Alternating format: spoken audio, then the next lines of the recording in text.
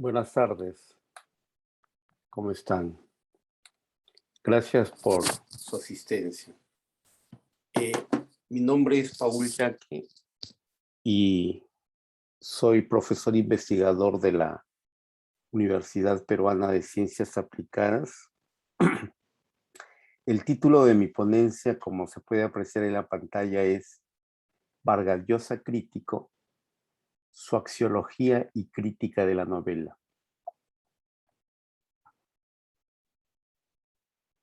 El resumen de esta ponencia es el siguiente. El propósito de esta investigación es evaluar la concepción y axiología de la crítica literaria de Mario Vargas Llosa y su aplicación en textos concretos. Resultado de esta operación metacrítica es el modelo vargasllosiano de crítica de la novela. La conclusión principal es que dicho modelo funciona con eficacia en el análisis de muchas novelas, pero que entra en contradicción cuando se emplea para examinar la novelística de Arguedas. Las palabras claves son Vargas Llosa crítico, crítica de la novela, axiología de la novela.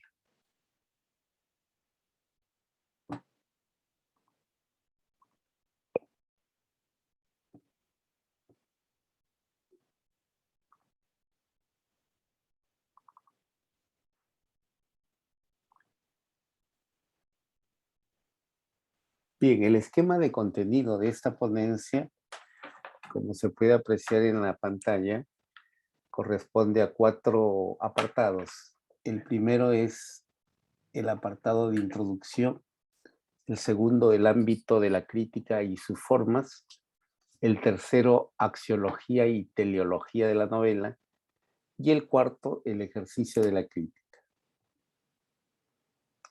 Empezamos entonces. Con seguridad, Mario Vargas Llosa es el más grande novelista vivo del planeta. Asimismo, sin tomar en cuenta sus actividades políticas y empresariales, es autor de un importante número de obras dramáticas, de columnas periodísticas y de textos ensayísticos. Entre estos últimos se deben distinguir los ensayos dedicados a la literatura y los que se destinan a cualquier obra, a cualquier otra temática. Entre los dedicados a la literatura, solo por comodidad, se denominarán aquí ensayos críticos a los que constituyen aproximaciones a obras literarias en concreto. Es necesario realizar una aclaración más. En estricto, Vargas Llosa no profesa la crítica literaria con pretensiones científicas. Si bien sus análisis literarios responden a un determinado sistema crítico, este suele relativizarse en sus resultados o conclusiones por la intromisión de una conciencia que además de crítica es literaria y que por lo mismo suele convertirse en texto crítico en un objeto con dimensiones estéticas y transmisor de percepciones agudas singulares. Debe quedar claro que Vargas Llosa ha destinado sus ensayos críticos no solo al análisis de textos literarios ajenos, sino propios. El mayor ejemplo de este último es la Historia secreta de una novela, 1971. Entre los dedicados a la literatura de otros autores, los de mayor jerarquía son García Márquez, Historia de un deicidio, 1971 también, La orgía perpetua, 1975, y La verdad de las mentiras, 1990. La importancia de los ensayos críticos radica en varias razones, pero resulta esencial subrayar 3. En primer lugar, presentan la concepción que uno de los mejores novelistas del siglo XX posee sobre la literatura y la crítica literaria. En segundo lugar, constituyen interesantes escalas de crítica literaria sobre autores y textos fundamentales de la literatura universal, latinoamericana o peruana. Y en tercer lugar, tanto sus concepciones literarias como sus análisis críticos han tenido y tienen trascendencia determinante en novelistas jóvenes y repercusión en los sectores hegemónicos de la cultura actual. En esta investigación se evalúan la concepción y axiología de la crítica literaria de Vargas Llosa y su aplicación en textos concretos. El método de acercamiento corresponde a la hermenéutica epistemológica, es decir, a aquella evaluación que se realiza de textos reflexivos, poniendo el énfasis en su coherencia metodológica, axiológica y teleológica. Apartado 2. El ámbito de la crítica y sus formas. En principio, puede señalarse que Vargas Llosa delimita el ámbito de sus aproximaciones críticas a un macrogénero, el narrativo, y a un género en particular, la novela. En su práctica concreta, su concepción de novela se amplía e incluye algunos libros de cuentos como Dublineses de Joyce o 7 cuentos góticos de la baronesa Dinesen. También abarca la novela corta, como La muerte en Venecia de Mann, e incluso formas ensayísticas, como París era una fiesta de Hemingway, tal como se aprecia en La verdad de las mentiras. Ahora bien, según Vargas Llosa, existen 3 formas de crítica o perspectivas. La primera forma de crítica es la clásica o la que los detractores llaman impresionista. La segunda es una forma que aspira a ser científica y que suele centrarse en la obra. Y la tercera se relaciona más con la historia de la literatura que con la crítica. En La orgía perpetua, 1975, acaso su ensayo crítico más logrado, Vargas Llosa se propone ejercer, cita, los 3 intentos por separado y por eso el libro es dividido en 3 partes. Fin de la cita. Vargas Llosa está seguro de que en las primeras partes de alguno de sus ensayos críticos, siempre, cita, hablo más de mí, fin de la cita, que del autor y del texto estudiados. Ello ocurre especialmente en los libros sobre Madame Bovary, Juan Carlos Onetti, Víctor Hugo o José María Arguedas.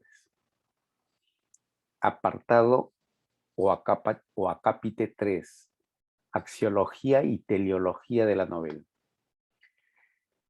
Pese a su formación académica, es doctor en literatura. El Vargas Llosa crítico es una expansión o suerte de proyección crítica del Vargas Llosa novelista. Por eso, cuando ejerce el análisis literario, no recurre a la metodología más adecuada para el texto objeto, tal como haría un crítico profesional, sino que aplica un modelo crítico que suele basarse de forma puntual en su axiología de la novela. ¿Y cuál es esa axiología? En otras palabras, ¿cuáles son los valores que el gran novelista peruano suele ponderar en una novela? Al apelar a su axiología, necesariamente se recurre también a su teleología. Según Vargas Llosa, la novela debe procurar varios atributos. En primer lugar, debe poseer un personaje o protagonista representativo de la condición humana. Este suele ser una persona entrañable de la historia o incluso una ciudad, como por ejemplo Manhattan Transfer de 2 pasos. En segundo lugar, puesto que la novela es antes que nada forma, debe poseer una buena factura, estar bien escrita. Para llegar a esa condición, la buena novela detenta poder persuasivo, es decir, cuenta una historia verosímil que parezca real, que termine obnubilando al lector de forma tal que éste no diferencie entre palabras e historia. La persuasión no depende de la historia, es resultado de la técnica narrativa. La forma de la novela apetecida por Vargas Llosa, además debe exhibir una arquitectura con orden cita, orden riguroso y simétrico, con principio y con fin, que se cierran sobre sí mismos y dan la impresión de la soberanía y lo acabado. Fin de la cita. En ese sentido prefiere la obra clausurada, el libro círculo, sobre lo que podría denominarse la obra abierta. Por supuesto que la construcción rigurosa de la novela debe incluir, cita, aspectos secretos, detalles inéditos, fin de la cita, que las sucesivas lecturas de una buena novela no deberían agotar. Pero en lo que se refiere al nivel macro de la historia, qué ocurrió en el ámbito global de esa historia, no debe haber duda, aun cuando el texto pueda ser pasible de interpretaciones diferentes. Este atributo de la novela facilita su autonomía y suficiencia. Por otro lado, una novela siempre presenta un contenido puntual. Es una mentira verdadera. Se basa en la realidad y parte de ella para agregar o cambiar o rehacer la verdad histórica y para contar la historia tal como le hubiera gustado al deicida novelista. Esa es la razón por que en el canon de la novela vargallosiana no caben relatos fantásticos. La novela canónica vargallosiana es realista. En la gran novela pueden interpolarse o articularse elementos no realistas, como en García Márquez, como en Kafka, pero la irrealidad debe volverse para el lector, cita, símbolo o alegoría, es decir, representación de realidades, de experiencias que sí puede identificar en la vida. Fin de la cita.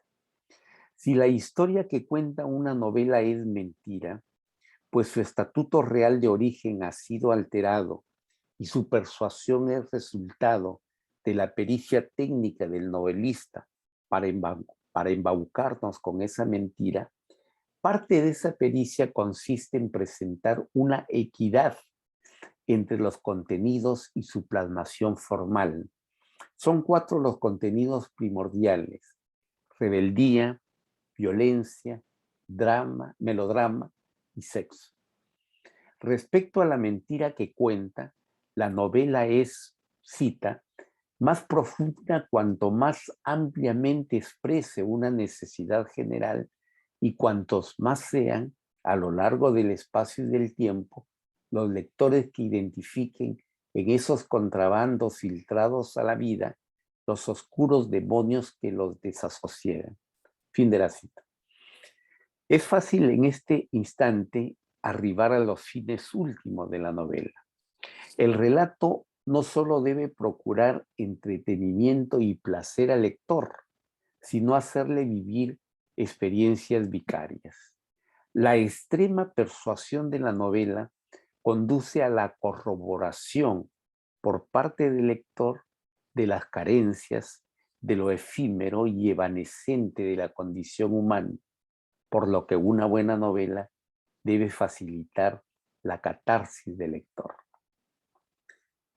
Último apartado, acápite 4, el ejercicio de la crítica. Es importante señalar que el modelo crítico vargallosiano, basado en su axiología y teleología de la novela, ha sido aplicado en muchas oportunidades a numerosos autores importantes de la literatura, sin dejar de señalarse que muchas de las aproximaciones poseen la limitación de ser demasiado biografistas. Existe amplio consenso en señalar que los resultados han sido altamente significativos en el caso de autores como García Márquez, Flaubert, Víctor Hugo, Onetti, a quienes ha dedicado volúmenes completos, y también en las ocasiones que ha destinado el comentario o análisis de una obra o en particular, como pasa con Mann, Joyce, Dos Passos, Woolf, Fitzgerald, Faulkner, Canetti, Green, Camus, Malraux, Hemingway, entre otros. Sin embargo, ese mismo modelo crítico de análisis de la novela, basado enteramente en su axiología y teleología, no le permite valorar adecuadamente textos como La muerte de Virgilio de Broch o El hombre sin atributos de Musil, sobre los cuales ha señalado sencillamente que no se explica el estatus privilegiado que detentan en el panorama de la novela contemporánea. A esas novelas nunca ha dedicado un ensayo.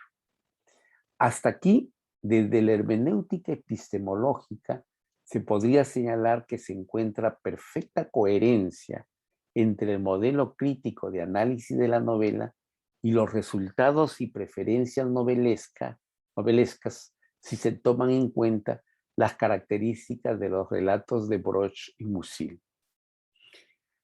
A su compatriota José María Arguedas se ha dedicado no un ensayo, sino más de un libro, especialmente el titulado La Utopía Arcaica, 1996. Y es aquí donde la consistencia entre la doctrina y su ejercicio crítico no son consistentes.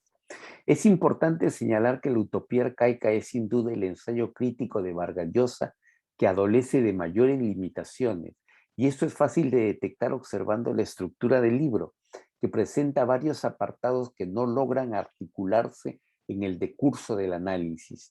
Tal es el caso de aquellos apartados que Vargas Llosa dedica a la exposición de tópicos o de la obra de autores que no ha tenido tiempo de asimilar para que formen parte de la secuencia discursiva.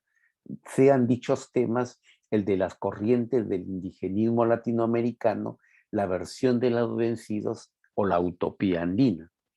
La inconsistencia, sin embargo, se vuelve clamorosa cuando, para atenuar la importancia de la novelística de Arguedas, desmiente su modelo crítico. Un ejemplo de varios.